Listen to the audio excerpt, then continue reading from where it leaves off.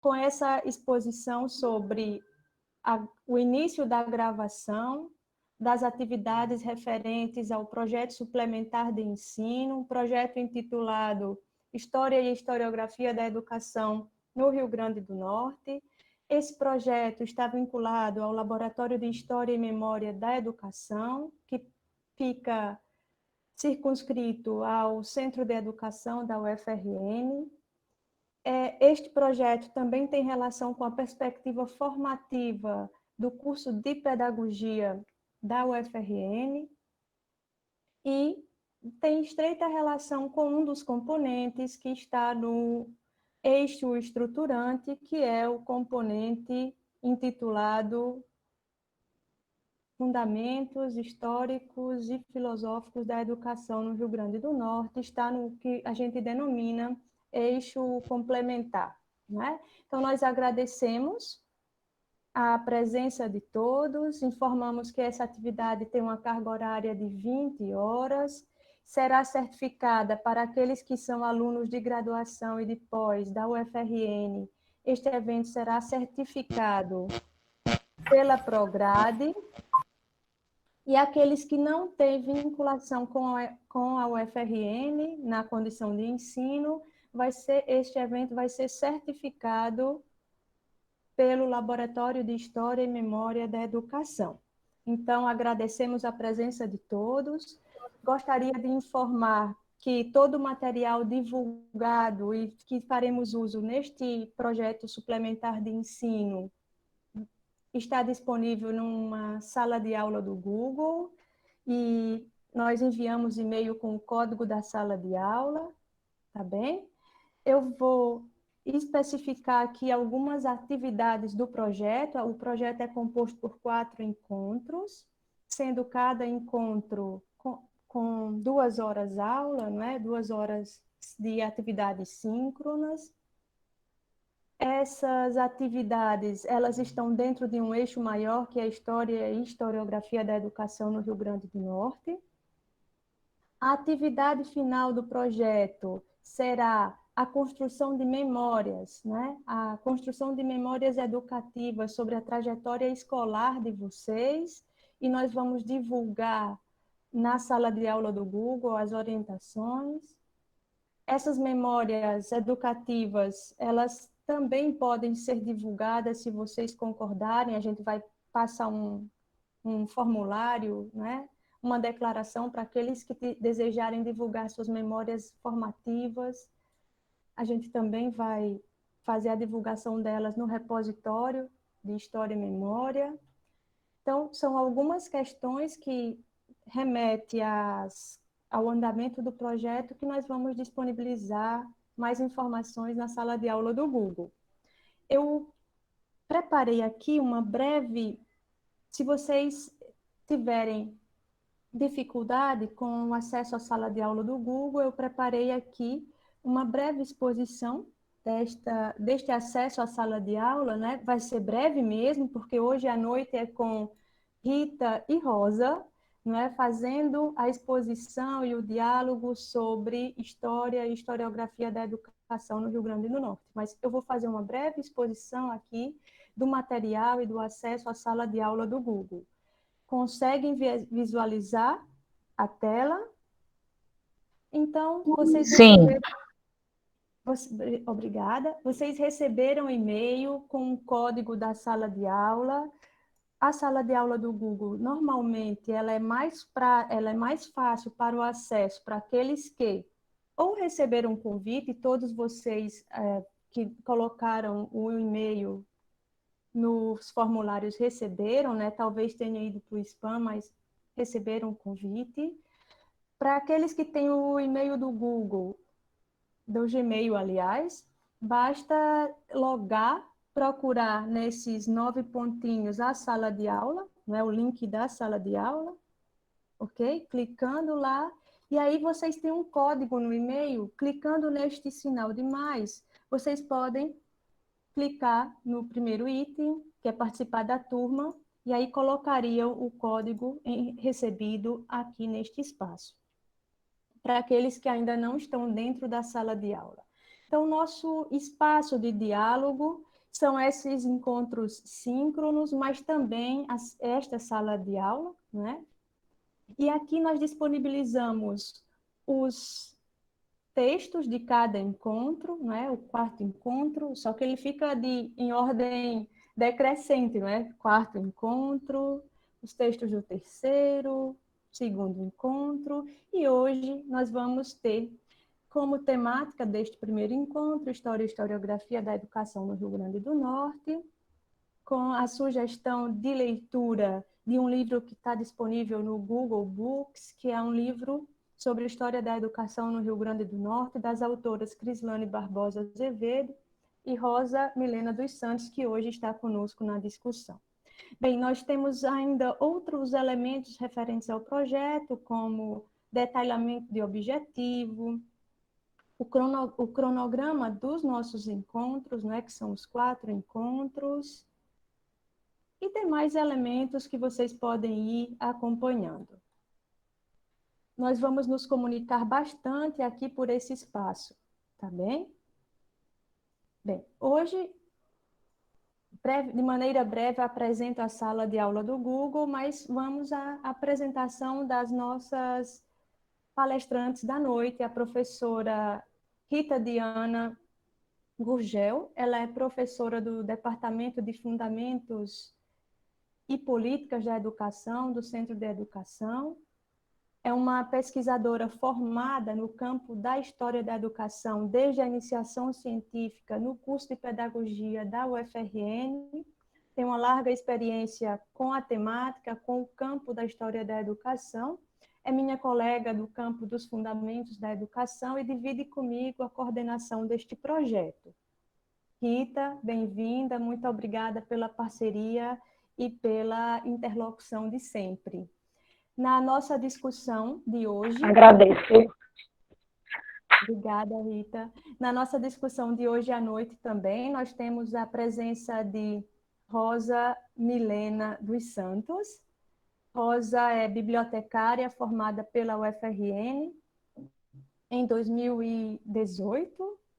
Hoje atua como bibliotecária em uma faculdade de Mossoró. E Rosa também tem experiência com história da educação desde a iniciação científica, sendo autora de artigos e deste livro que hoje nós vamos ter à exposição, né? Então, passo a palavra para Rosa, inicialmente, para Rita dar as boas-vindas, não é? E aí depois Rosa faz a discussão do livro e Rita segue com as problematizações e as discussões. Rosa e Rita, por favor.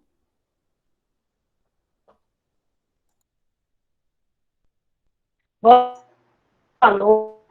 Pode falar, professora Rita. Né? Peço desculpas. Ô, Rosa, boa noite. Obrigada, Olívia, pela parceria. Obrigada a todas, a todos que estão participando desse momento.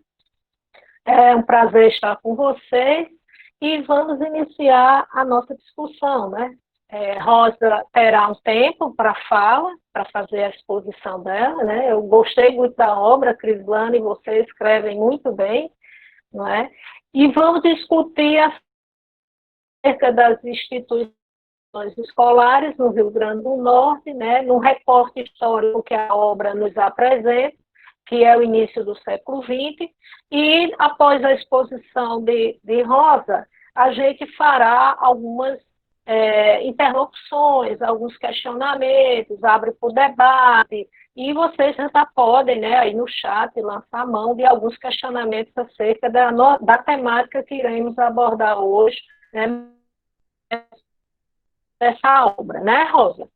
Então, com a palavra, a professora Rosa, né, que nos abrilhanta com essa obra, bem muito de lê-la, viu? Rosa. Muito obrigada, professora Rita. Boa noite a todos. Eu que agradeço esse convite. Infelizmente, a professora Crislane também gostaria de estar presente aqui, mas ela gostaria de estar, né? Então eu estimo essa presença dela, pelo menos aqui, virtualmente, através de mim. Muito obrigada pelo convite. E eu vou iniciar um pouco uma discussão até que a professora Olívia me propôs um pouco falar sobre a minha trajetória na pesquisa, na iniciação científica, até a confecção e a realização da obra, do livro. Então, para quem não me conhece, como a professora já explicou, meu nome é Rosa Milena dos Santos, eu sou bibliotecária formada pela Universidade Federal do Rio Grande do Norte. Eu tenho especialização em gestão de bibliotecas escolares pela Faculdade Unileia e eu estou fazendo uma especialização em educação e contemporaneidade pelo IFRN Campus Mossoró. Então, eu vou falar um pouco com vocês agora sobre um pouco da minha experiência com a iniciação científica e com a pesquisa, que é de suma importância, que a professora Olivia disse, que aqui tem muitos alunos da graduação, né? E é de suma importância para a gente ter um pouco, vislumbrar essa caminhada na pesquisa e alguns questionamentos da pesquisa. Então, o início da minha vida acadêmica, ela foi marcada por uma busca grande por uma bolsa de iniciação científica na UFRN, né? Porque na UFRN ele oferece aos discentes 3 tipos de bolsas, né? A bolsa de apoio técnico, a bolsa de extensão e a bolsa de iniciação científica, de pesquisa. Então, no caso, eu fiquei muito feliz quando eu fui aprovada na bolsa de iniciação científica da professora doutora Crislane Barbosa de Azevedo, né, do Centro de Educação, lecionar aulas, né, dar aulas para o curso de História, ao qual o projeto de pesquisa dela tinha temática sobre a história da educação no Rio Grande do Norte, com foco, sobretudo, nos grupos escolares, no início do século XX, né? Então, o nosso propósito de toda a nossa pesquisa foi confeccionar algo científico que vislumbrasse um incentivo e um insumo a outros pesquisadores da área da educação. Então, o nosso objetivo foi divulgar, disseminar, fazer artigos científicos, construir uma obra literária para dar insumo e suporte aos historiadores, né? Ou a quem se interessa pela área da história da educação.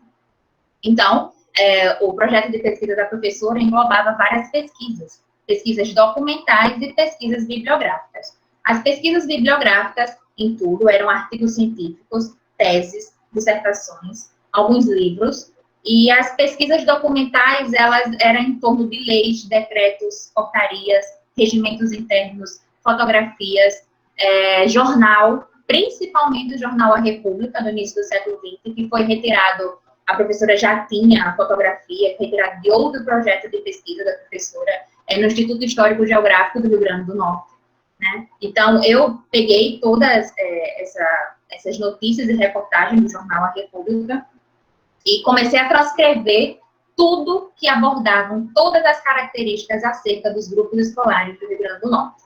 Desde a inauguração dos grupos escolares, dos patronos, né, que era bem importante, em sua maioria eram figuras políticas que davam o seu nome ao grupo escolar, desde festas escolares, passeios cívicos, desde as inspeções, né, porque tinha muita visitação de inspetores de ensino, para saber se o que continha, pelo menos na proposta do governo republicano, se estava dando certo realmente, se estava sendo efetivado todas as atividades, todas as propostas, todas as finalidades para com a educação dentro dos grupos escolares. Então, a gente separou tudo isso através dessas pesquisas documentais, através dos regimentos internos dos grupos escolares, que tinham muitos detalhes, que eu vou até elencar alguns mais na frente, e a gente descobriu algumas temáticas que a gente poderia abordar. Dentre essas temáticas, a gente vislumbra as práticas de higiene nos grupos escolares, a arquitetura escolar, a educação física, que são os exercícios físicos, os aspectos pedagógicos e escolares, os passeios escolares, as festas escolares, as práticas cívicas, montando todo a cultura escolar. Então, com todas essas características e com todas essas pesquisas bibliográficas e documentais, nós conseguimos efetivar, construir artigos científicos que foram aprovados em alguns periódicos, né? Periódicos esses que, inclusive, 2 da UFRN, a revista Saber, da UFRN, a revista Milênio, do Sérgio de Caicó, revista Educação em Debate, da Universidade Federal do Ceará, Crítica História, da Universidade Federal de Alagoas, e a revista Contemporânea da Educação, da Universidade Federal do Rio de Janeiro. E com essas aprovações, eu sempre ia em campo divulgar o máximo possível em eventos, em congressos, em seminários, em simpósios, em palestras, né? Fazendo com que a gente construísse essa obra intitulada História da Educação no Rio Grande do Norte, Instituições Escolares de Infância e Modernidade no Início do Século XX. Uma preocupação ao fazer essa obra, e uma preocupação que a professora Crislane sempre me passou em todos esses anos de pesquisa, foi a importância do debate com a bibliografia local. Ela sempre se preocupou, e nessa obra ela discute, ela verifica e ela considera todas as bibliografias, a maioria, no caso, a maioria das bibliografias locais que envolve a história da educação e até mesmo a história. Em questão de mestrado, em questão de dissertação, até questão de programas de pós-graduação. Então, a gente discute na obra várias produções, né, da historiografia do Rio Grande do Norte, da área da educação, de história, de arquitetura e urbanismo. A gente também pegou bastante bibliografia local que falava sobre os grupos escolares, mais no âmbito, falando da arquitetura e urbanismo, enfim, dessa temática, mas que entrava dentro da educação e dentro dos grupos escolares. Então, sempre foi uma preocupação evidente. E eu posso até ver isso quando, ultimamente, recentemente, eu acho que faz umas 2 a 3 semanas atrás, eu participei de uma live, também online, no qual quem estava falando era a coordenadora da biblioteca da Faculdade Federal de Minas Gerais, que ela dizia que há uma problemática em meio à pesquisa, algumas problemáticas, porque muitas pessoas, muitos alunos, ao apresentar a sua temática, na sua defesa do seu trabalho, dizem que a sua temática proposta é inédita, é pioneira, havendo pesquisas na área. Ou seja, então há esse questionamento. Será que há falta de importância para com a pesquisa? Será que há indisposição desse aluno de querer ir pesquisar, ir a campo? Não saber a fonte informacional ao qual a sua linha de pesquisa pode estar, pode ser divulgada, pode ser veiculada. Então, isso é o grande problema que está evidente na obra, porque a gente teve cuidado, o respeito e a ética para com a bibliografia local existente. Então, nessa obra, apesar de, com todas essas informações contidas nela, de discussões, porque tem muita bibliografia, o leitor, ao ler essa obra, ele consegue ter uma noção, um contexto da política, da cultura, da questão da organização escolar, além da educação, né? Então, era esse questionamento, um pouco, que era para a gente ter mais respeito com a produção pré-existente local, e que os pesquisadores da história da educação precisam ter. Então, fazendo esse apanhado, né, de toda essa minha trajetória na iniciação científica e discutindo muito o objetivo do tema e ligando com o objetivo da live, eu vou elencar algumas temáticas que a gente aborda no livro. Vou especificar alguns detalhes, né? Eu ainda tenho tempo, professora? Tenho? Pronto. Então, vamos lá. O livro, ele tem 7 capítulos, tá? Então, no primeiro... Tá bom, tá certo. A gente tem 7 capítulos no livro. O primeiro capítulo, ele vai falar sobre as práticas de higiene. O segundo capítulo vai falar sobre a arquitetura escolar. O terceiro capítulo vai falar sobre a educação do corpo. O quarto capítulo vai falar sobre os materiais pedagógicos e escolares. O quinto capítulo vai falar sobre os passeios escolares. O sexto capítulo vai falar sobre as festas escolares. E o sétimo capítulo vai falar sobre as práticas cívicas. Então, é importante a gente contextualizar essa obra, porque ele foi no início do século XX, né, com o governo da República, a administração republicana. Então, anteriormente, a nossa administração era do Império. Então, a parte da educação, ela era feita dentro da casa dos professores, as chamadas escolas isoladas ou cadeiras isoladas, né, no qual o aluno, ele iria estudar dentro da casa do professor, não havendo a separação da vida profissional ou da vida pessoal do professor. E caso o professor falecesse, a escola iria junto com ela, né? E no início da República, como ele queria muito assim, agradar a população. Então, ele queria fazer algo que ficasse memorável e que vislumbrasse os feitos positivos da administração republicana. E com isso, no campo educacional, o ensino público primário de qualidade, né, com a questão da ordem, do progresso, do civismo, da disciplina, imputado dentro do início da construção até a sua ascensão mesmo dos grupos escolares. Então, contextualizando a temática da obra, o capítulo 1 ele vai falar das práticas de higiene. As práticas de higiene, ela pode ser vista por dois aspectos. O primeiro aspecto é da estrutura física dos grupos escolares, ao qual havia uma preocupação elevada em qual canto, em qual terreno deveria situar uma estruturação do edifício de um grupo escolar.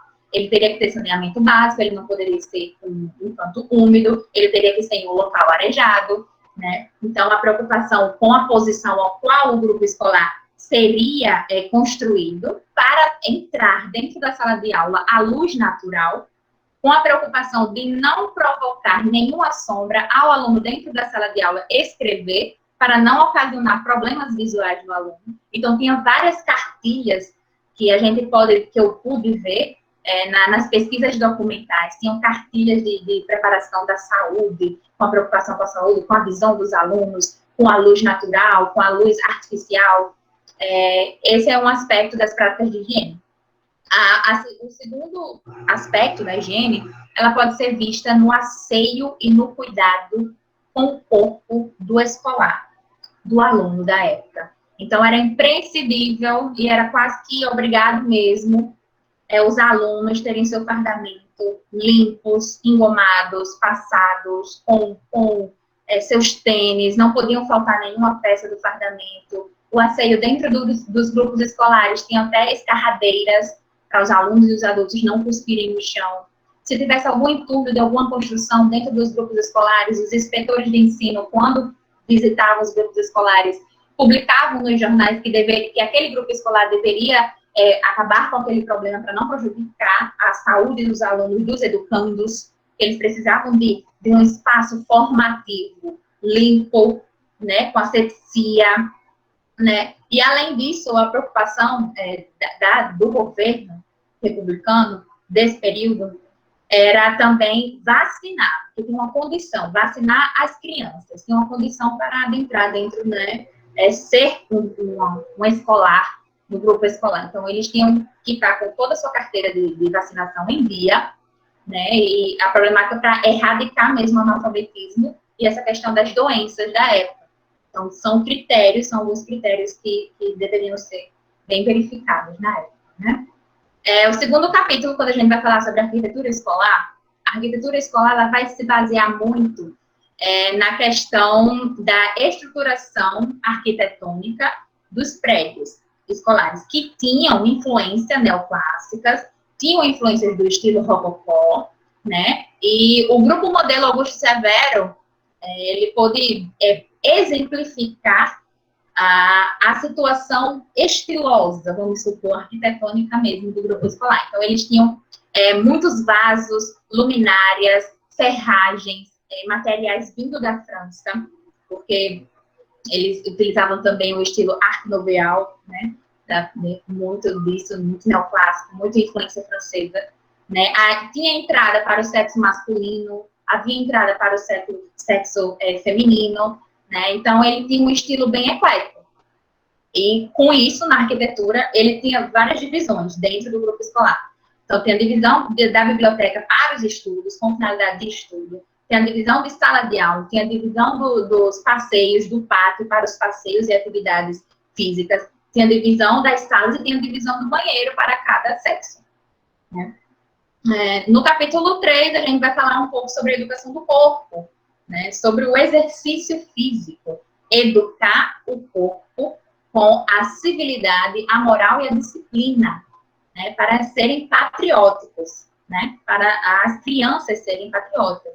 Defender a sua pátria e desenvolver o país, o progresso, acima do progresso, né? Em relação ao progresso. Então, existiam os exercícios físicos, né? Também chamados de exercícios calistênicos, que eram exercícios ritmados, que não necessariamente poderia ser acompanhado por um aparelho, mas que deveria ser acompanhado por música, né? E além disso tinha a ginástica sueca. A ginástica sueca, ela tem 4 aspectos, né? Ela tem o aspecto pedagógico, para evitar doenças, manter a saúde. Tem um aspecto militar, essa era principalmente voltada para o sexo masculino, porque eram atividades, exercícios militares como esgrima, como tiro, com o intuito de que o sexo masculino defendesse a pátria, né? Tem o aspecto também médico, para curar enfermidades, né? E tinha o objetivo, o aspecto estético, do desenvolvimento do organismo, do fortalecimento do organismo, né? Da beleza do corpo, né? Para ter o seu desenvolvimento da saúde. Então, e tudo isso a gente poderia ver em festas escolares, em apresentações de solenidades, de premiações. Sempre tinha, nos registros que a gente viu, principalmente o jornal A República, dizia muito que muitos grupos, certos grupos escolares, em determinadas festividades, turmas faziam exercícios físicos antes de começar cada premiação e cada solenidade. Como se fosse um ritual, né? Um ritual. Capítulo 4. O capítulo 4 a gente fala sobre os materiais pedagógicos e os materiais escolares, os grupos escolares, né? Os materiais pedagógicos, eles são aqueles materiais que eles dão diretamente sentido ao ensino. Como, por exemplo, quadro negro, mapas, que são materiais cartográficos, contadores mecânicos, folhas, lápis, globo terrestre, né? Tudo que é aquela forma física para dar sentido ao ensino, exemplificação do ensino que estava se passando. Já os materiais escolares eram materiais relacionados não diretamente ao ensino, e sim ao suporte para o ensino, como escarradeiras, cadeiras, mesas, carteiras, né? E a gente pode ver isso em toda a nossa pesquisa, bem evidentemente, e tendo exemplos de alguns grupos de acordo com as inspeções dos inspetores de ensino. Já no 5º capítulo, a gente vai abordar sobre os passeios escolares. Os passeios escolares eram como se fosse uma aula extra-classe, né, ao qual a professora levava os alunos para um ambiente em céu aberto. Por exemplo, se os alunos fossem perto de um lago, com arbusto, com árvore, ali seriam ensinados aula de ciência. Eles iam pegar folha, caule, fruto, e ali seria dado aula de ciência. Os passeios escolares, eles evidenciavam muito o método intuitivo. Então, o método de lição de coisas, também conhecido como lição de coisas, ao qual o aluno, a partir do objeto a ser estudado, a pegar no objeto, ele começava a ter uma criticidade, uma opinião a respeito do que era passado ali para eles. Bom, já no 6º capítulo, as festas escolares, né? As festas escolares, elas tinham o objetivo de demonstrar tudo o que estava acontecendo dentro dos grupos escolares. Então, a questão da civilidade, da moral, né? Da questão da modernidade, era evidenciada para toda a sociedade. Os alunos declamavam poesias, poemas, né? Os alunos faziam apresentação, né? De teatro, de dança. Era bem evidenciado isso na época. No último capítulo, que é o capítulo 7, a gente abordou as práticas cívicas, as práticas da modernidade, que o governo republicano daquela época ela tinha muita ênfase. Porque o grupo escolar era como se fosse a vitrine mesmo, né, dos feitos republicanos. Então, a gente pode ver rituais, né, nos grupos escolares, bastante evidente. A gente pode também ver o civismo, a moral. Sempre era cantado o hino, sempre era feito exercícios físicos, sempre eram feitos esses rituais de ordem, de progresso, e não só na educação. Assim como a cidade também tinha que ser moderna. Então, começaram a ter aquela questão do estilo, de ter influência do estilo europeu de modernidade para com aqui no Rio Grande do Norte começar a ter a modernidade nos transportes, né, na iluminação, então, na educação. Então, era possível observar todo um contexto histórico na época. Então, a gente pode observar nessa obra contextos políticos, contextos sociais, contextos da organização escolar e contextos culturais, né? Para uma cultura do grupo escolar, que é o início do ensino público de qualidade aqui no Rio Grande do Norte. Então, com isso, a gente pode ver que a criança, além de tudo, além de criança, ela era vista com outros olhos, né? Ela era vista como um ser, um cidadão patriótico, que iria a sua graduação, terminar a sua graduação, porque na época era esse ensino graduado, né? Iria ser um cidadão que iria desenvolver e ter amor à sua pátria. Então, eram todos esses valores bem incutidos no âmbito dos grupos escolares. Então, com isso, acho que eu falei um pouco da minha trajetória na iniciação científica, da pesquisa, falei um pouco do livro e da importância da pesquisa e o que a gente deve ter, né? Ter essa ética, ter esse respeito com a bibliografia e a historicidade, né? A historiografia, na verdade, local, né? E eu acho que é mais ou menos isso. Se vocês tiverem alguma dúvida, alguma sugestão, alguma pergunta. Agradeço, Rosa, a sua exposição, parabenizo.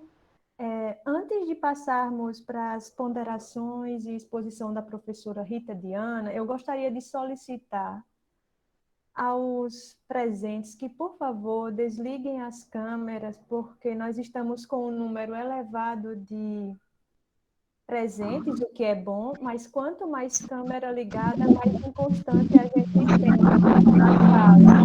Por favor, desliguem as câmeras e os microfones.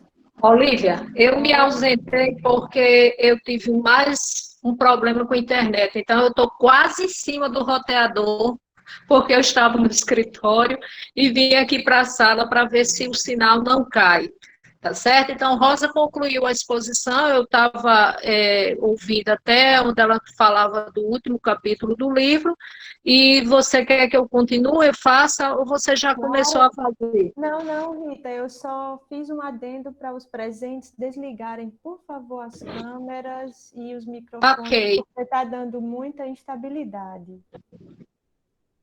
Ok, então vamos lá, né? Eu tenho quanto tempo, Olívia, para fazer uma fala? Me diga aí, vai colocando freio em mim. Tá ouvindo? Vamos ficar com 15 minutinhos? Pronto, 20 ok, minutos, são 27 aqui, sim. mas eu não hei de falar tanto não, viu? O pessoal aqui no chat, algumas pessoas estão tendo problema de comunicação, assim como eu estou, né? A gente fica apavorado porque não consegue acompanhar. Eu imagino como estejam os participantes também. Pois bem, a trajetória que Rosa faz de construção dessa obra, né, é muito parecida com a nossa, né, Olívia? Com a minha. A gente inicia na universidade, a gente se constitui ao longo da nossa trajetória de vida pesquisador, tendo início lá com a iniciação científica, né? Do mesmo jeito que o processo que ela passou, é o que nós passamos e que eu passei também, né? Eu sou pesquisadora das instituições escolares, assim como ela, né? Eu gostei da obra porque traz essa narrativa histórica acerca da existência dessas instituições escolares e a importância delas para a construção desse projeto republicano, né, de homens e mulheres, para que essas pessoas se identifiquem com a República, né? Eu fiz isso quando eu pesquisei. Para quem não sabe, eu sou pesquisadora do ensino profissional no Rio Grande do Norte. O meu trabalho, desde a especialização, eu consigo me aproximar do ensino profissional. No mestrado, eu pesquisei sobre o Colégio de Aprendizes Artífices, que foi criado no Rio Grande do Norte em 1858, e fechou em 1852, e na minha tese de doutoramento eu vou pesquisar sobre a Escola de Aprendizes Artífices, que hoje é o IFRM. O meu recorte histórico foi entre 1909 e 1942, e tem muito a ver com essa fase aí, né, com esse cenário local e nacional que a Rosa traz no trabalho, né? A escola, ela também para quem não sabe, né, talvez alguém não tenha essa informação, mas essa escola, o que hoje é o IFRN, ela foi construída na subida da Rio Branco, né, onde hoje existe o prédio do IFRN Campus Cidade Alta, né, esse prédio voltou a pertencer ao UFRN há um pouco recente, né, há uns 10 anos, mas porque era da UFRN.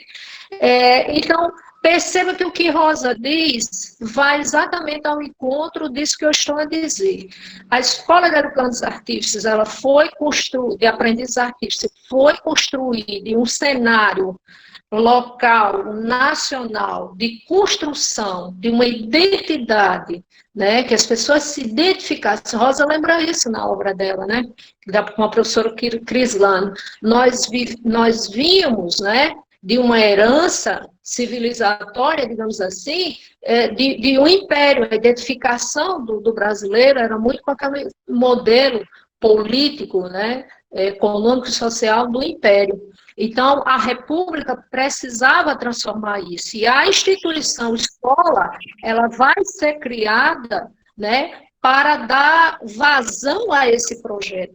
Ela foi muito importante na construção desse projeto republicano. A escola foi eficiente e foi eficaz na construção dessa sociedade.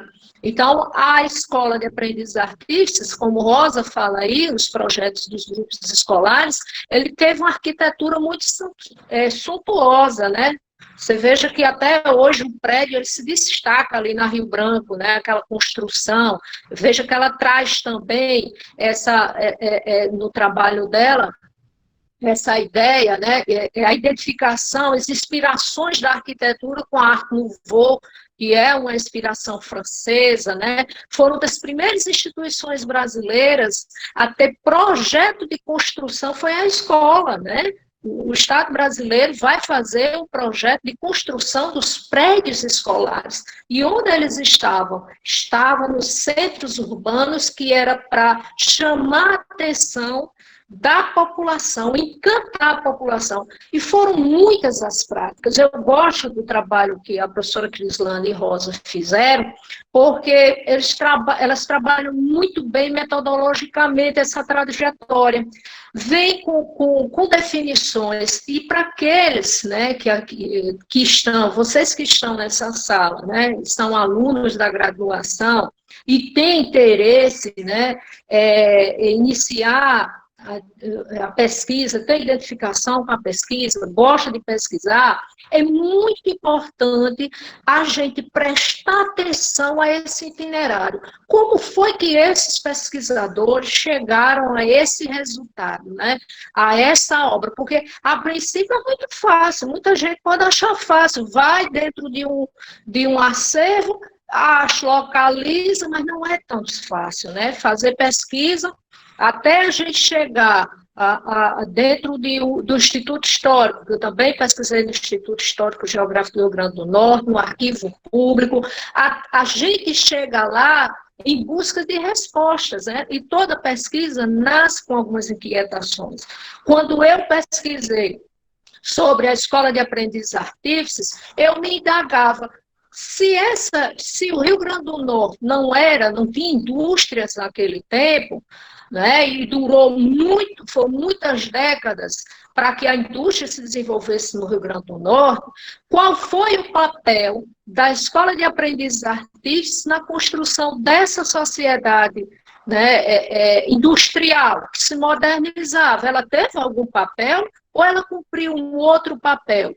Então, assim, eu vou identificando, assim como a Rosa faz, eu fui trabalhar também com o conceito de cultura escolar. E, mais uma vez, eu chamo a atenção de vocês para a esses conceitos. Ela traz o conceito de o que são instituições, por que as instituições elas foram criadas, né? O que é uma instituição? Por que essa instituição foi criada, né? Uma instituição, ela não é uma coisa líquida, né? Usando uma terminologia de Palma. Não é uma coisa... A escola é uma instituição sólida, né? Até hoje ela perpassa né, séculos, se bem que ela se transforma também, né, de acordo com a sociedade, ela vai se adequando. A própria Rosa traz aí na pesquisa dela que a escola, os métodos de ensino, até da escrita, ele foi se transformando, né? Era uma escrita que tinha uma preocupação com a questão higiênica, no indivíduo não adquirir problemas, né, de escoliose, de lordose, problemas de vista. Então, na pesquisa que eu também faço na Escola de Aprendizes Artífices em Natal, eu identifico isso. Havia preocupação com a iluminação, a ventilação, que as crianças não ficassem num lugar fechado para não ter doenças infecto-contagiosas, a prática da educação física, né, usando um termo, um conceito Foucaultiano, né, de modelação dos corpos, o corpo disciplinado, de disciplinas, o conjunto de conhecimento que era ministrado nas escolas, tanto na primária, que vocês trazem aí, né, aqui em foco, os grupos escolares, o currículo dessas escolas e também da Escola de Aprendizes Artífices, tem essa finalidade de modelar o corpo e também a mente do sujeito. Lembre-se que a pesquisa apresentada traz essa importante contribuição de mostrar que os corpos disciplinares tinha essa função de formar esse novo homem para essa nova sociedade, né? A escola cumpriu muito bem isso. E ela traz a cultura escolar, né? Nós, como historiadores da educação, trazemos isso, né, nas nossas pesquisas, mostrando, né, como foram as práticas, que práticas foram essas, e mostramos esse itinerário. Como nós chegamos a dizer que existiram essas práticas e quais eram as finalidades dessas práticas. Eu já, a partir dessas práticas, né, e da importância dessas instituições na modelação, né, na formação, na educação de quem nós somos, de nossos antepassados, nessa atividade avaliativa que vocês vão receber, a gente faz algumas provocações em vocês, né, para que vocês identifiquem como esse conjunto disciplinar, né, dessas práticas disciplinares, a questão porque, veja, eu não estou falando só de conhecimento científico, mas a própria estrutura, a arquitetura escolar, né, a professora Ana Zélia, que é uma intelectual que domina bastante tem uma grande contribuição no campo da história da educação do Rio Grande do Norte do Brasil, que trata da arquitetura escolar, pode falar depois no chat ou aqui, no momento de debate, sobre isso.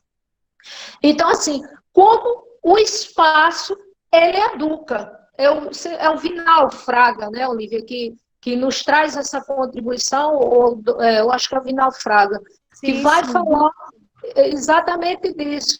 O espaço não é neutro, o espaço da escola. Veja, Foucault, eu, quando vou analisar a arquitetura escolar da Escola de Aprendizes Artífices, eu entro naquela arquitetura, examino como era a arquitetura da escola, porque ela tinha um propósito de exercer, da forma como ela foi distribuída, a vigilância, né? A vigilância dos sujeitos. Não apenas dos alunos, a vigilância dos alunos, mas do corpo de funcionários, né, de professores, etc.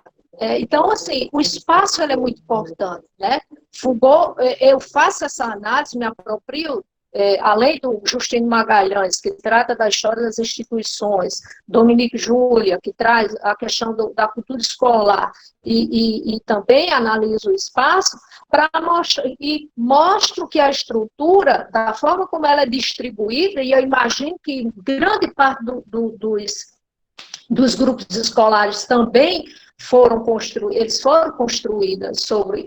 com essa finalidade, né? Eu pego como análise, para analisar essa construção, essa forma de espiar de controlar os indivíduos, esse é o controle, né? Tanto que eu também trabalho com Foucault essa categoria de poder, né? Poder, a vigilância, a disciplina, né?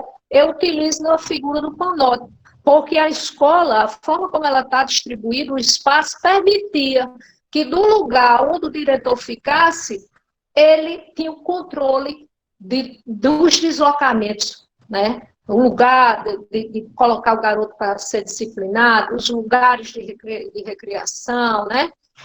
Então, assim, existia, só para vocês terem uma ideia, estou quase fechando minha fala, ali na escola existia, na escola que eu estou falando é da Subida Rio Branco, existia lá naquela escada, ali próximo da escada, uma cafua. A cafua era um lugarzinho, uma espécie de solitária, mas essa permitia que o garoto que cometesse um ato uma infração na escola, ele ficasse lá dentro durante um certo período para que os outros vissem, né, a pedagogia do medo, digamos assim, né, da punição. Então, o garoto que estivesse na cafua, ele era um sujeito que cometeu um ato infracional às normas, o regimento da escola, que era muito severa, a disciplina era uma disciplina militar. E veja que você também traz isso na obra, né? Mostra como a educação física militarizada, porque a educação física vem para a educação, os currículos da escola, sob influência, né, dos militares, e essa escola que eu pesquisei, ela teve uma importância muito grande na concessão, no envio de garotos, né? Não esqueça que ela foi uma escola para pobres e desvalidos, né? Os garotos desafortunados, né? Para a Segunda Guerra Mundial. Então, esses garotos foram preparados, mandados para o fronte de guerra. Boa parte dos pracinhas daqui do Rio Grande do Norte foram garotos que passaram por essa escola. Então, veja, modelar esse corpo, não só o corpo para ficar belo e ser exposto nos desfiles cívicos, como aconteciam, que eram grandes feitos, né, para mostrar uniformização, homogeneidade, mostrar para a população que não havia clima de conflito, ordem e progresso. Olha como isso é importante. Você traz o lema da bandeira brasileira aí, né, positivista, e os desfiles mostravam isso. Todos ali, ó, mesmo tamanho, a mesma cadência, todo mundo vestido uniforme.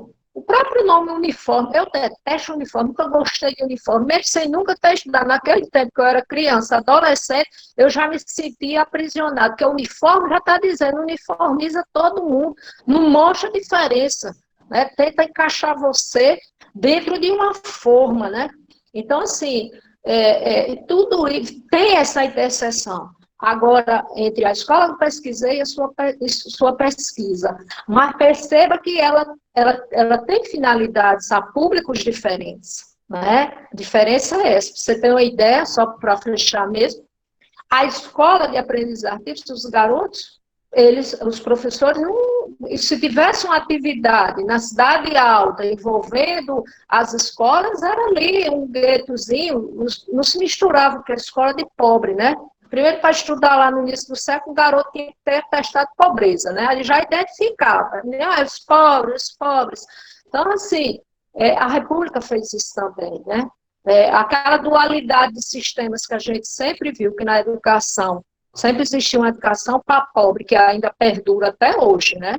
Educação para pobre, educação para elite, é também uma construção histórica, né? E a República vai referendar isso, né? Seus marcos legais, regulatórios, vai realmente sustentar esse modelo de educação.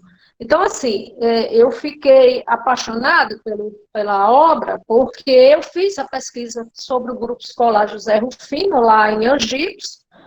Estou com todas essa pesquisa, essas fontes. Eu levantei todas essas fontes, fiz transcrição dos documentos, tudo isso, né? Eu trabalho também com isso, transcrição de documentos do século XVII, XVIII, XIX, XX. E aí, eu preciso sistematizar isso. Isso, sua obra, eu vou depois conversar com você, com o Crislane, para trocar figurinhas, né? E sair mais algo bem específico. Então, eu penso, né, Olivia, que agora a gente abre para o debate, né? Assim? Sim, obrigada, Rita. Obrigada, Rosa, pela exposição e pela articulação entre as duas falas. Neste momento, eu gostaria de atentar para um aspecto, que são as diversas possibilidades de pesquisa presentes nas falas das professoras Rita e Rosa. São tantas possibilidades que nós nos inquietamos, por exemplo, por um estudo sobre os pracinhas e a relação com a escola técnica, na época, escola industrial. Por exemplo, por que não pensar na República e os dois projetos de educação em disputa, um projeto de educação para as crianças pobres, com a formação para o trabalho, e um projeto de educação para as crianças urbanas, né?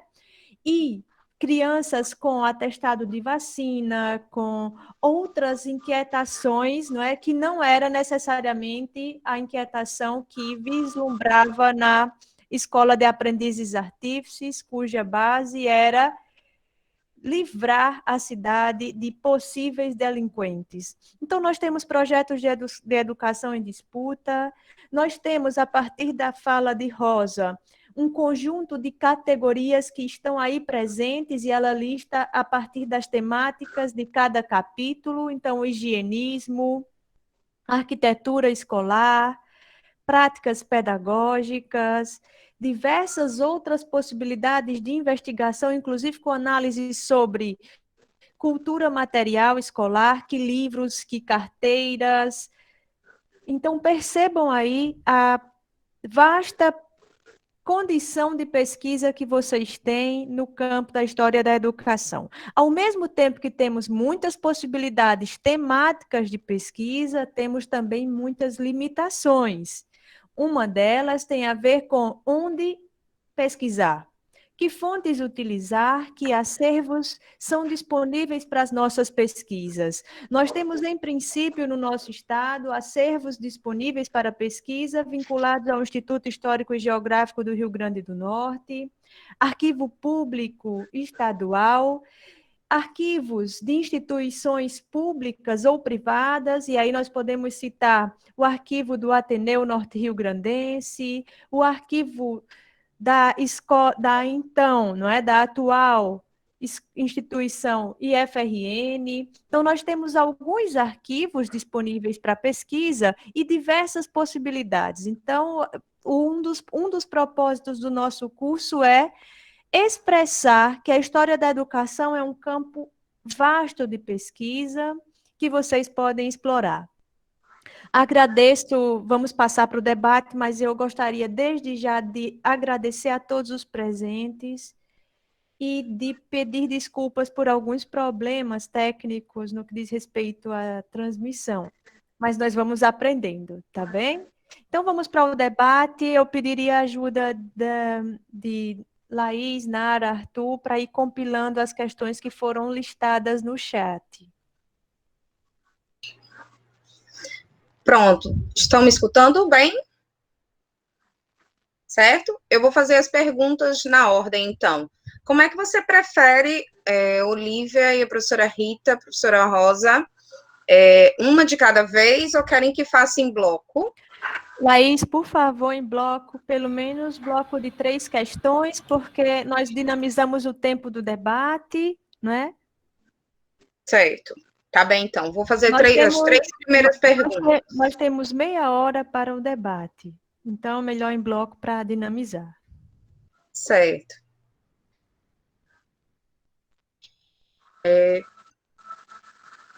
Tu perguntou quais os desafios. Na verdade, ele já fez 3 perguntas, mas eu vou ler mais de uma. Quais os desafios de fazer uma pesquisa em História da Educação no RN? Quais os problemas que normalmente o pesquisador se depara? quais os caminhos que o historiador da educação pode seguir para superá-los? Allan Cardim perguntou como o espaço educa, se isso foi pensado também em uma perspectiva inclusiva. E Marecilda Bezerra pede que a professora Rosa fale um pouco mais sobre as práticas pedagógicas em suas pesquisas nos grupos escolares. Laís, eu pediria que fizesse mais uma, porque algumas dessas questões ficam mais práticas, respondendo em conjunto. Eu tenho aqui para a Rosa, Laís, que foi anterior a essas que você fez. Carlile perguntou assim: poderíamos inferir, com a obra em comento, que o Estado brasileiro insta na proteção embrionária de uma política pública voltada para a educação? Essa seria para a Rosa, certo?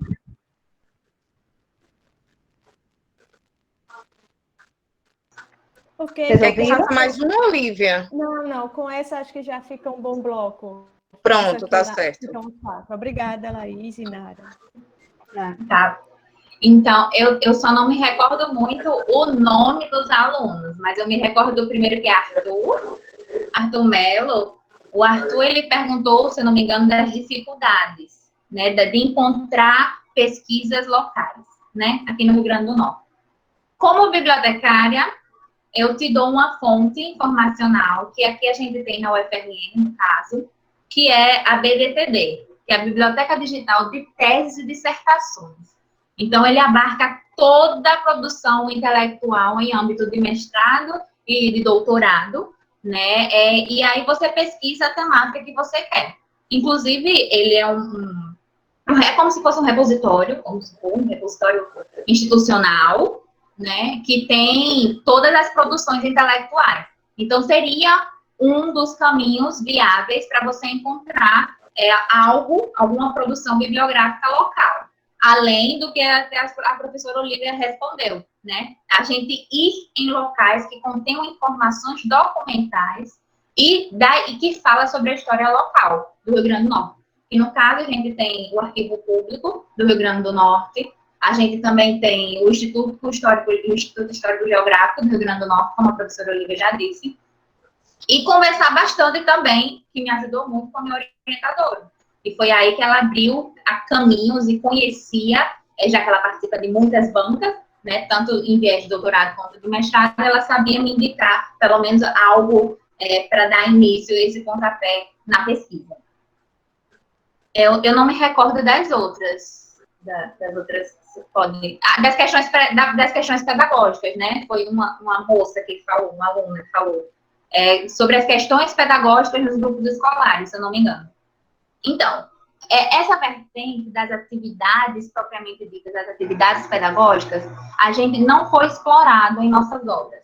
Mas o que eu posso lhe dizer de atividades pedagógicas que tinha muito, assim, que continha muito essa pegada nos grupos escolares, era a questão do método intuitivo, né? No método de lições de coisas, que ali sim era uma prática pedagógica que envolvia, que a gente estudou a profundo, que envolvia a construção da criticidade e da opinião da criança a partir de um objeto de estudo que ele podia pegar, ele podia sentir, ele podia ouvir, através dos 5 sentidos, né? Então, isso era bem explorado, e isso foi uma prática pedagógica, né? Um método de ensino intuitivo. Deixa eu me recordar. Falta mais 2 perguntas, né? Você poderia repetir? Eu não recordo. Rosa, a de Carlile é a seguinte: poderíamos inferir com a obra em comento que o Estado brasileiro insta na proteção embrionária de uma política pública voltada para a educação? Com certeza.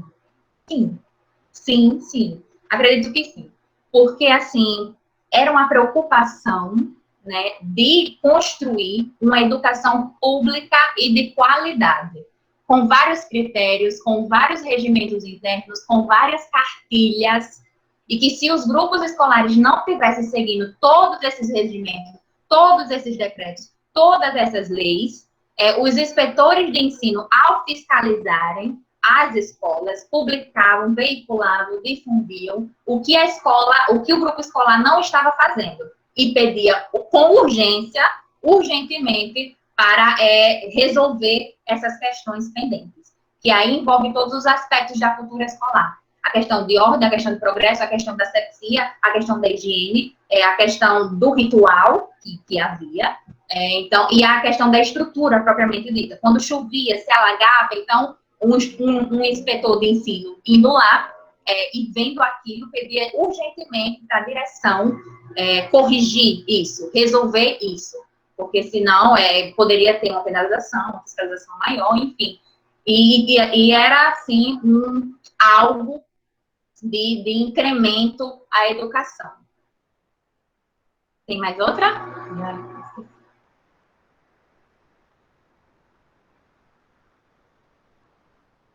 Você poderia dizer a outra pergunta? Ou era só essa?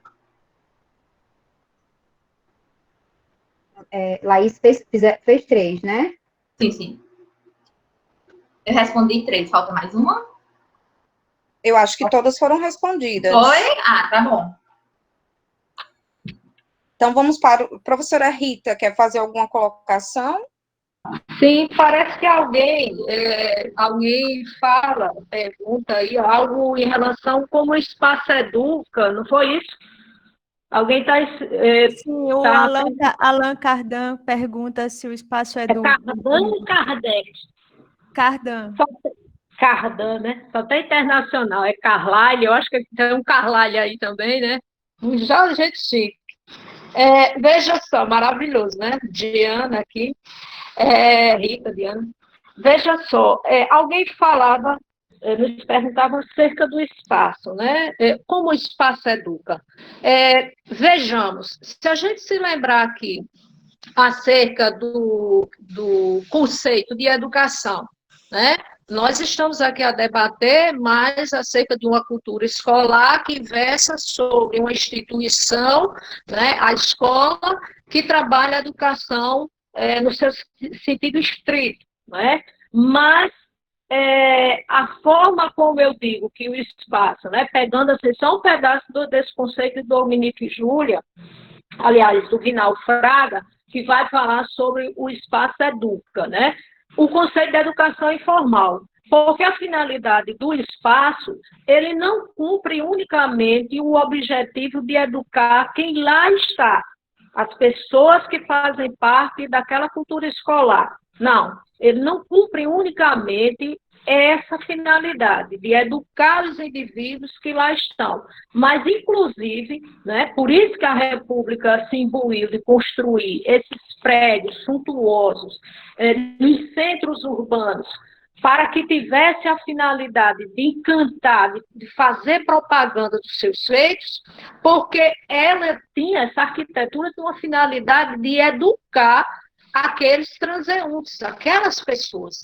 A identificação, né, aquilo é uma instituição educacional, uma instituição escolar. Não é? Então, assim, as pessoas, a sociedade, saber identificar, né, identificar essa instituição e o papel que ela cumpre, né, lembre que a modernidade traz, né, a partir dos anos 20, aliás, final do século XIX, início do século XX, ela traz a finalidade de difundir a cultura científica, né, a questão da urbanidade, de educar o sujeito urbano, né? Essas práticas que a professora traz aí, que a pesquisadora nos traz, né? Do método intuitivo, então passa-se a difundir as lições de coisa, que lições de coisa não é uma coisa tão nova, né? Porque Comênio já estudava isso lá no século XVII, né? Lições de coisa, foi um dos primeiros, aliás, o primeiro é o pai da didática, né? Escrever didática magna traz lições de coisas como método, e aí veja que tem toda uma preocupação na inserção de novos objetos na inculcação, no desenvolvimento dessa cultura científica. Agora, veja só, a República queria construir uma nova identidade, né, o brasileiro identificar-se com esse novo projeto político, Mas também, dentro desse projeto, tinha também projetos conflituosos,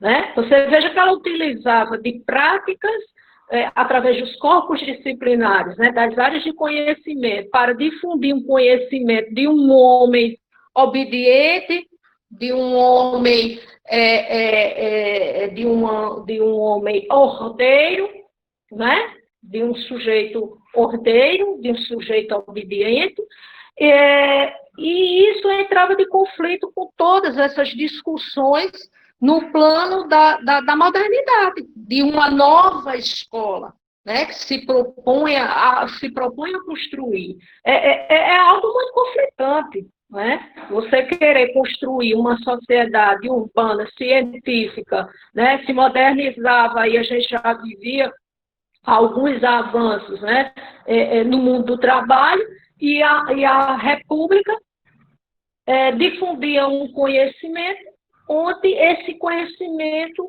enjaulava, digamos assim, né? Colocava, usando a terminologia que a gente gosta muito, da grade curricular de disciplinas ordenadas, para difundir um conhecimento para ter esse sujeito obediente, ordeiro, né? Essa sociedade homogênea. Lógico que isso não aconteceu conforme a República queria, mas a gente vai ver a existência de várias formas de resistências, né? Vários movimentos de resistências. A gente vai ver isso, a história mostra isso. Então, assim, a arquitetura escolar, o espaço escolar, ele não só educa os sujeitos que lá estão, né? Mas também aqueles que circundam essa instituição, estão fora da instituição. Ali é uma escola. Gente, perceba que isso mudou mais um pouco, mas as gerações anteriores a gente, o respeito que as pessoas tinham à escola. Ali é uma escola, não pode fazer isso, aquilo é uma escola, né? Respeite a escola, né? Essa identidade era essa educação, que é mais no sentido de uma educação informal, né? O indivíduo também se educa através dos espaços a que ele se insere, né? Que ele tem convivência, ele se encantava com os prédios. Rita, só uma observação. Na questão do Alan sobre se o espaço educa, eu ressalto o seguinte: no contexto da educação nova ou da escola nova, os sentidos passam a ser bastante requeridos para a escola. O olhar, o pegar, o sentir, os cheiros, né? Então, os sentidos passam a ser muito requeridos. Daí, a valorização ou a constituição do que nós denominamos método intuitivo ou de maneira mais ampla, o que poderíamos trazer como educação dos sentidos. Nesse contexto, o espaço ele também passa a ser um componente da educação, não é? No grupo escolar Augusto Severo, ao passo que tinha uma entrada para meninos e meninas, ali o espaço educava, que poderia existir a coeducação, mas havia uma distinção de práticas para meninos e meninas, não é? A planta dos grupos escolares, em alguma medida, havia a diferença, não é? Classes de meninos de um lado, de meninas do outro. Esses espaços, não só o espaço da escola educa, mas o espaço da cidade também educa. E muitas vezes a gente pensa a educação e a prática educativa como algo próprio da escola, e não é necessariamente. Nós aprendemos com a cidade, porque a cidade, a partir dos seus planos, diretores, né, vão indicando como nós devemos caminhar na cidade. E aí eu gosto sempre de lembrar que a cidade, ou mesmo a universidade, sempre apresenta algumas trilhas para nós fazermos.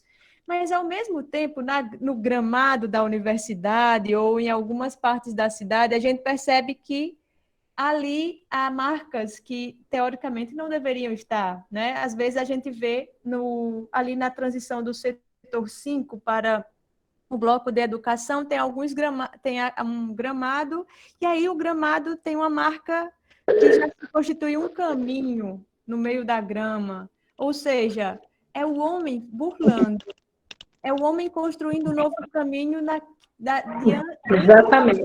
que teoricamente Olivia, com licença, eu poderia fazer um acréscimo à pergunta de Alain. Ele perguntou sobre a questão da perspectiva da arquitetura inclusiva, né? Ele está pretendendo desenvolver um artigo sobre a questão do espaço escolar, né? Ele faz a pergunta se nessa arquitetura já tinha o questionamento de arquitetura exclusiva. Eu gostaria de acrescentar alguma coisa para, se possível, esclarecer a Alain. Nas primeiras décadas do século XX, não havia essa preocupação de arquitetura exclusiva, até porque as normas determinavam que o menino, para acesso no grupo escolar, teria que ter o seu cartão de vacinação atualizado. Havia uma segregação.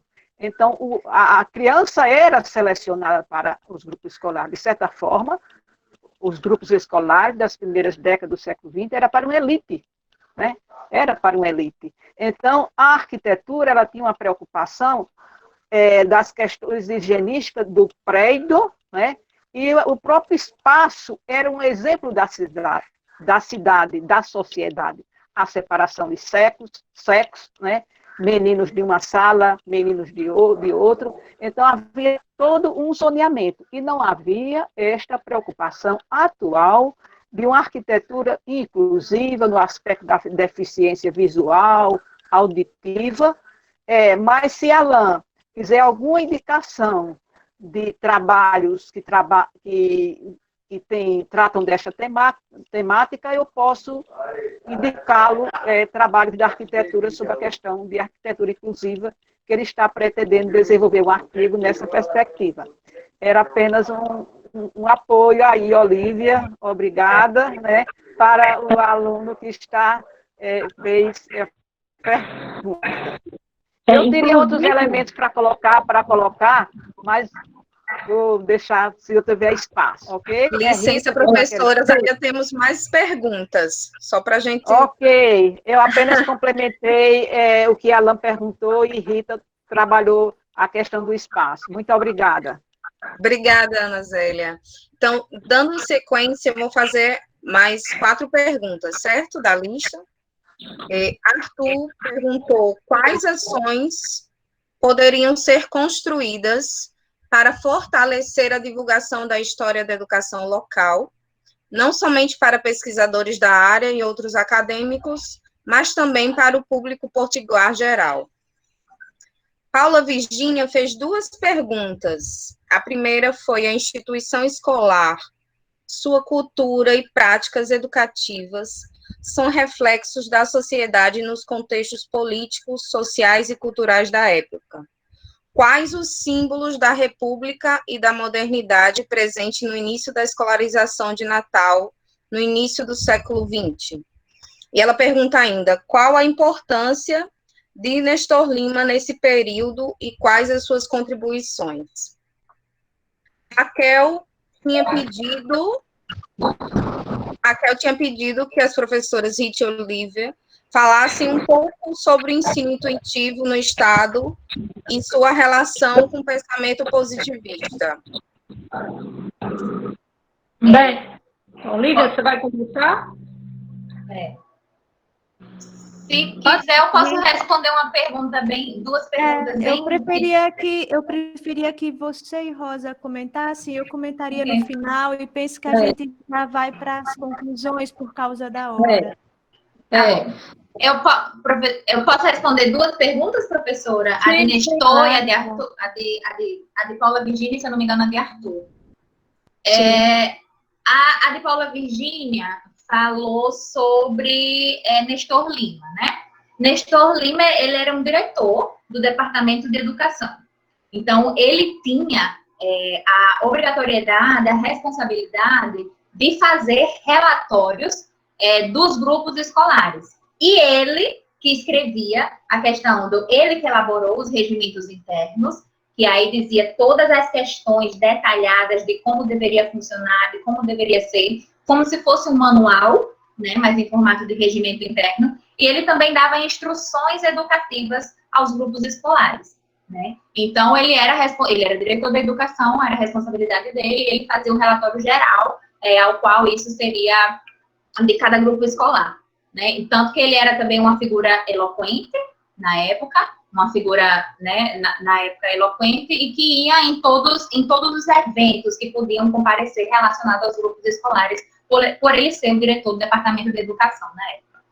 Em relação ao Arthur, que ele falou como a gente pode intensificar a questão da pesquisa local, olha, algo que eu aprendi muito na pesquisa é compartilhar os relatos de experiências de suas produções científicas em eventos, em congressos regionais e locais. Você tem um diálogo muito aberto, você conhece outras vertentes, você conhece outras temáticas que podem incorporar e que você não sabia que existia até então, né? Então, e também divulgar ao máximo nas redes sociais, fazer exposições, que foi o que eu e a professora Crislane, a gente teve a ideia, né, e a gente fez. Então, a gente pegava, por exemplo, a divulgação do nosso livro, a gente divulgou mais de uma vez. A gente fez essa divulgação como se fosse a publicação do livro, mais de uma vez, em eventos diferentes locais, no âmbito da Universidade Federal, no âmbito de congressos regionais, né? Então, a gente fez essa ampla divulgação da bibliografia pesquisada local e existente. Então, eu acho que esse link pode lhe ajudar. Passo a palavra para a professora Rita. Pois bem, eu vou fazer uma adendo à fala da professora Nazélia, né? Quanto no regulamento de criação da Escola de Aprendizes Artísticos de Natal, estava expresso que os garotos não poderiam ter defeitos físicos. A própria escola, não obstante ela fosse para pobres e desvalidos, né? Uma escola criada para esse segmento, os garotos não poderiam ter nenhuma deficiência física que o tornasse inapto a exercer o aprendizado daquele ofício. Uma curiosidade em relação ao Nestor Lima, né? Eu encontro, Nestor Lima era o defensor do celibato, né?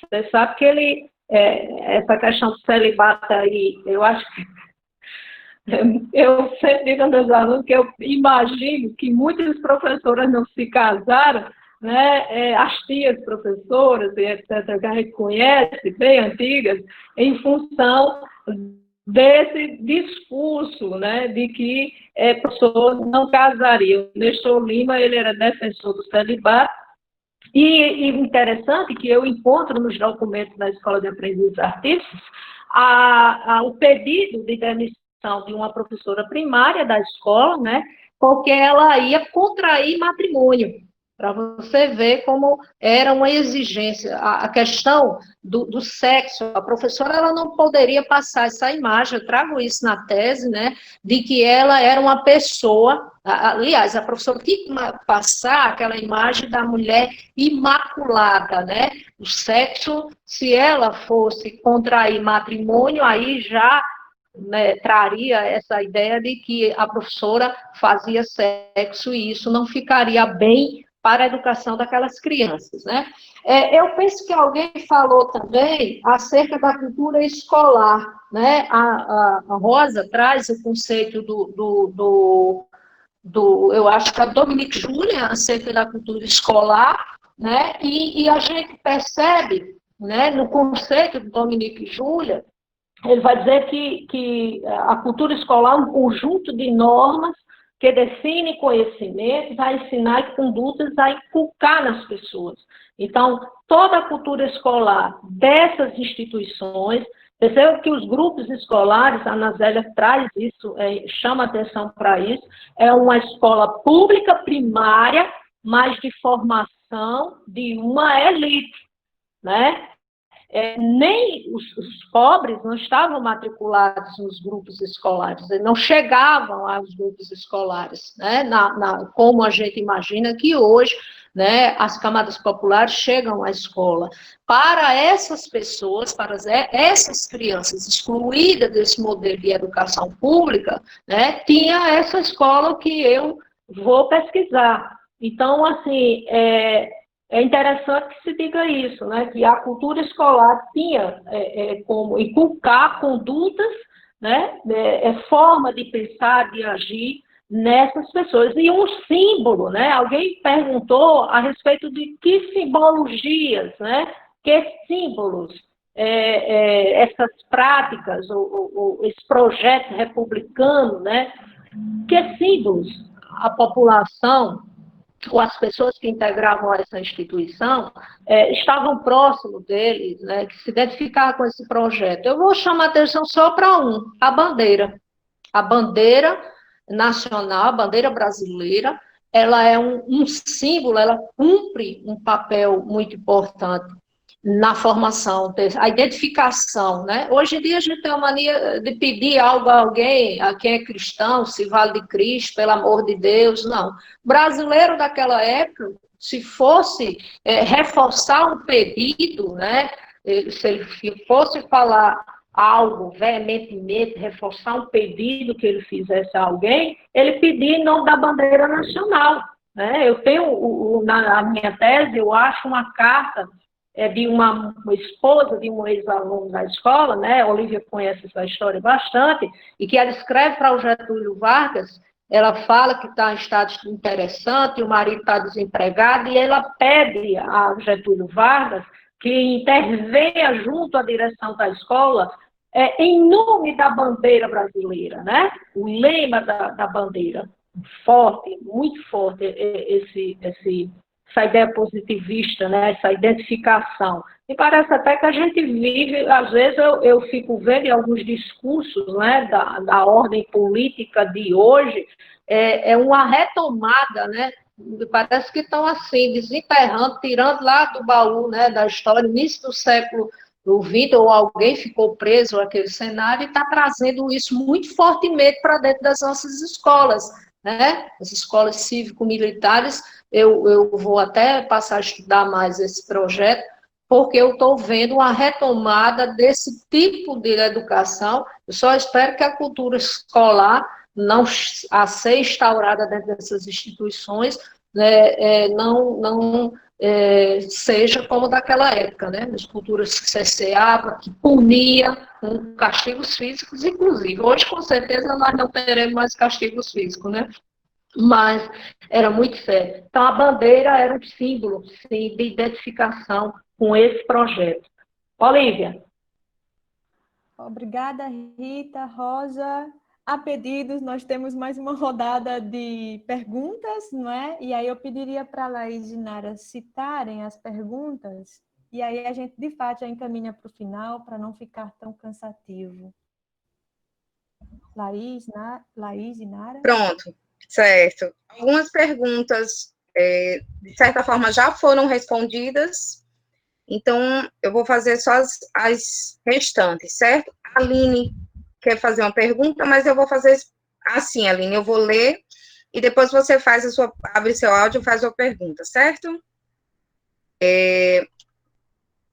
Ana Tereza tinha pedido para a professora Rita falar um pouco sobre o conceito de cultura escolar como objeto histórico, segundo Dominique Joliat, a professora já mencionou. Maria Clara perguntou sobre se o foco higienista tinha o objetivo de formar uma postura para a educação de qualidade. E Matheus perguntou quais são as práticas pedagógicas mais utilizadas hoje em dia no Rio Grande do Norte. Pronto, são essas. E a Aline tinha uma pergunta para fazer também. Boa noite, estão conseguindo ouvir? Sim, Aline. Sim, Aline. Na verdade, a minha pergunta já foi respondida praticamente. Então, eu vou elogiar a apresentação dos trabalhos, foi muito bacana. A Rosa com a obra excelente, chamativa, convidativa à leitura. A minha pergunta era mais sobre a relação da formação para o trabalho e a educação profissional, de como se transpunha o modelo Fabril para o ensino na Escola de Aprendizes Artífices, mas com a professora Rita aí, a pergunta direcionada. Inclusive, eu trago uma fala de um dos meus entrevistados, em que ele diz: trabalhador é para trabalhar e estudante é para estudar, quando ele faz a relação desse rigor de disciplinamento dentro da escola, que estava diretamente ligado à fábrica, que era o espaço em que essas pessoas, esses estudantes, iriam atuar depois. Então, era mais nesse sentido. Eu acho que já foi abordada de certa forma, mas se a professora Rita quiser falar um pouco mais, eu agradeço. Boa noite. E aí, Olivia? Falo? Pode falar, Rita, tranquilo. Sim, veja só, obrigada pela pergunta. Veja só, eu lembro de uma citação, de uma fala, certa vez chega, eu esqueci de escrever a Escola Improdutiva, me lembro, aquele espanhol, Mariano Enguita, né? Fernandes Enguita, vai dizer que a escola a escola vai ser a primeira bancada do trabalho do trabalhador. É ela onde vai dar os sinais, ela vai modelar o sujeito, tanto que eu utilizo muito Foucault para mostrar que as práticas escolares da escola, de aprendizes artísticos, através do conjunto de componentes, né, das matérias que eles vão se constituindo, né, perceba que a escola, durante sua trajetória, ela vai sofrendo várias mudanças em seu nome. E essas mudanças em seu nome, até se tornar hoje o Instituto, elas não se deram descontextualizadas das transformações no mundo do trabalho. O conjunto de disciplinas escolares e também a disciplina, né? A educação moral e cívica, o ensino religioso, os garotos acordavam de 5 horas da manhã, eles iam orar, iam rezar, logo de manhã cedo, né? Depois ia para o café, depois ia estudar para a escola de ensino primário. Então, veja só, encontrei também nos relatórios muito a palavra "o trabalho dignifica o homem". Então, perceba que essa visão bíblica, né, romântica, modeladora do trabalho para modelar, até porque, né, não esqueça também disso, né, que a República ela vai se preocupar com a formação ou com os movimentos, né, que se iniciam, né, os movimentos do povo, do trabalhador organizado, né, no início do século. Então, era o inimigo interno, era tão perigoso, né, se esse povo se organizasse, ele era tão perigoso como o inimigo externo, né? Aquele que, porventura, poderia invadir nosso país a despeito da Primeira Guerra Mundial, né? Nós vivemos uma guerra na segunda década do século XX. Então, assim, havia necessidade de trabalhar com esse segmento, dar uma educação, e esse modelo de educação, né, através do trabalho, né, a escola, eu digo também na minha tese, que ela é uma formação, é o primeiro espaço instituído, né, o Estado institui a exploração do trabalho infantil. É tão certo isso, essa exploração, que muitos amigos meus que estudaram na escola até 1975, o finais dos anos 80, quando ela ainda era externa, eles vão conseguir averbar no INSS o tempo que estudou na escola. Por quê? Porque lá eles produziam, essa produção era vendida, parte dessa produção era revertida para a manutenção da escola e pagamento aos garotos, né? Um percentual para quando eles saíssem, ele conseguisse investir na compra de ferramentas para que eles trabalhassem no mercado de trabalho. Então, havia realmente... E outra coisa que a gente não pode perder de vista, eu mostro também na pesquisa que esse corpo disciplinar, a forma como o tempo e o espaço estavam organizados, tratava exatamente da racionalização. Era o espelho, digamos, o reflexo do taylorismo e o fordismo, né? A forma como está lá organizado. Uma escola que ensina a fazer, era uma escola voltada para fazer, né? A gente estuda muito saber fazer, saber pensar. Era uma escola voltada notadamente para o indivíduo fazer, não é? Pouca preocupação com a formação intelectual. Essa construção, essa preocupação, que ela hoje se torna, né, uma escola que se destaca pela formação intelectual, mas historicamente ela nem foi destinada à formação de elite, né? E nem foi destinada à formação intelectual. Isso vai ser uma transformação, né? Muitas décadas depois de que a escola começou a existir, não é isso? E só por último, em relação, né, alguém pergunta aí, contrair, parece contrair zica. Não, a palavra naquele tempo era contrair matrimônio, né? Essa é uma palavra que aparece muito nos documentos.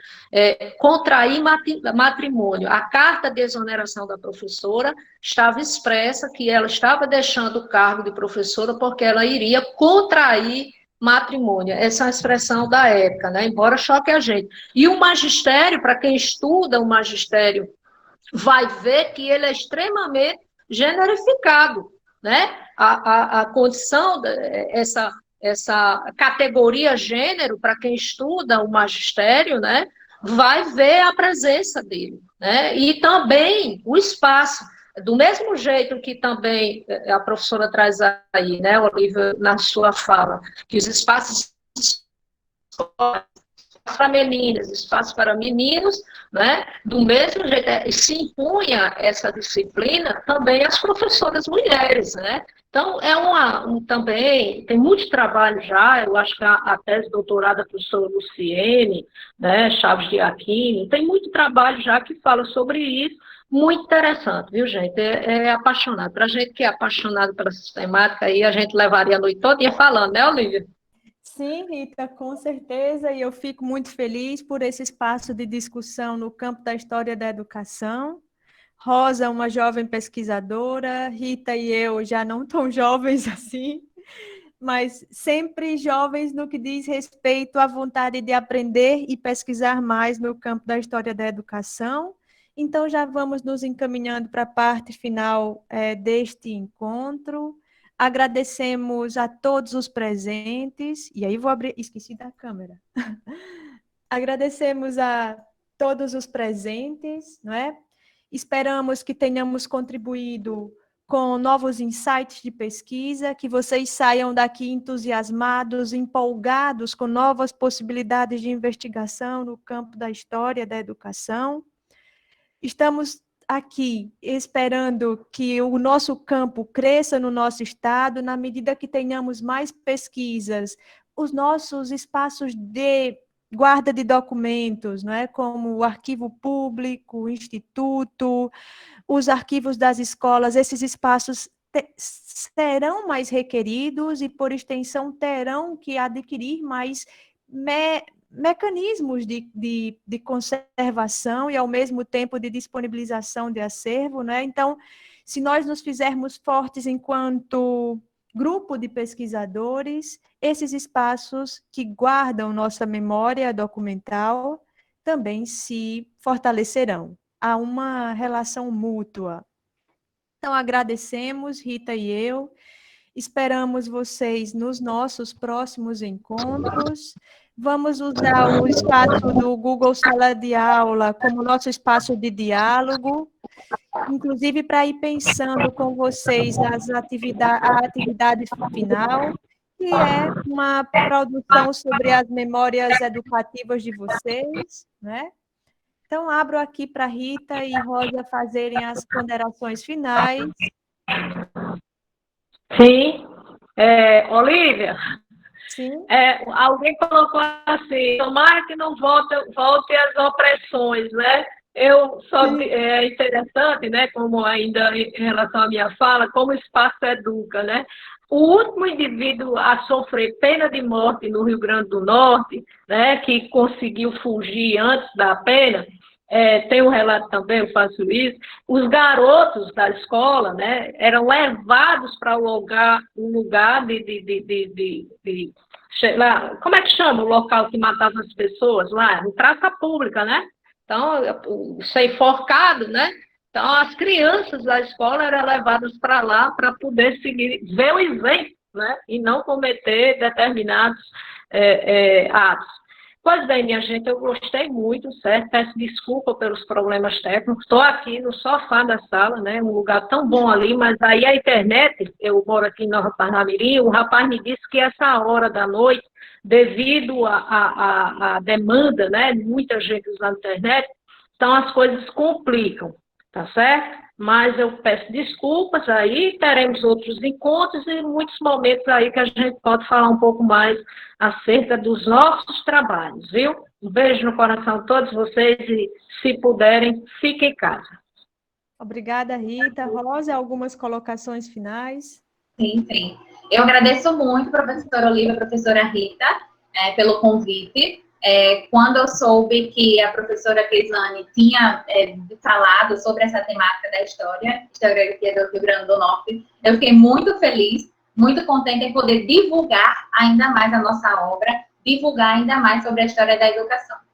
Que bom que vocês gostaram do livro. Eu vi muitas pessoas aqui no chat falando que recomendam o livro, que a escrita é boa. Que bom que vocês gostam. Eu gosto muito desse feedback também de vocês.